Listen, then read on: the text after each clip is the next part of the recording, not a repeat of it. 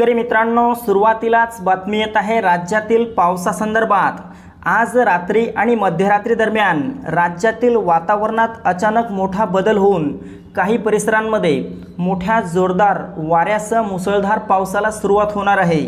तर जाणून घेऊयात राज्यातील नेमके हे कोणते भाग असतील याविषयी।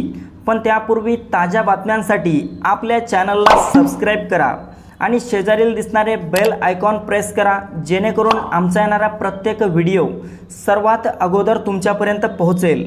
मित्रांनो, आपण या ठिकाणी पाहू शकता, आज रात्री मध्यरात्री दरम्यान खानदेशातील उत्तर महाराष्ट्रातील नाशिक, मालेगाव, नंदुरबार, धुळे, जळगाव, चाळीसगाव, मनमाड तसेच इतरही परिसरांमध्ये यातील खानदेशात हलका ते मध्यम स्वरूपाचा पाऊस आपल्याला आज रात्री मध्यरात्रीला या परिसरात झालेला पाहायला मिळेल। त्यासोबतच इकडे मध्य महाराष्ट्रातील पुणे, अहमदनगर, त्यासोबतच सातारा, सांगली, कोल्हापूर, सोलापूर, पंढरपूर या परिसरात देखील आपल्याला ढगाळ वातावरण पाहायला मिळेल।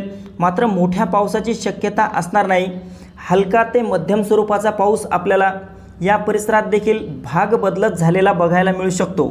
कोकण पट्ट्यात पाहिले असता मुंबई, ठाणे, पालघर, रत्नागिरी, रायगड, सिंधुदुर्ग, राजापूर, सावंतवाडी, कल्याण, डोंबिवली, वसई विरार तसेच कोकणातील इतरही भागांमध्ये आज रात्री आणि उद्या देखील आपल्याला हलका ते मध्यम स्वरूपाचा पाऊस झालेला पाहायला मिळेल।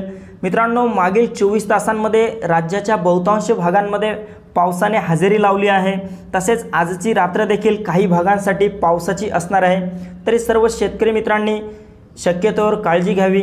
त्यासोबतच इकडे मराठवाड्यात पाहिले असता मराठवाड्यातील छत्रपती संभाजीनगर, जालना, हिंगोली, परभणी, नांदेड, बीड, लातूर, धाराशिव या परिसरात देखील आपल्याला ढगाळ वातावरण आणि तुरळक ठिकाणी हलक्या स्वरूपाचा पाऊस भाग बदलत झालेला बघायला मिळू शकतो। मित्रांनो, जिल्ह्याचा उल्लेख केला म्हणजेच त्याच्यामध्ये गावे, तालुके सुद्धा आले।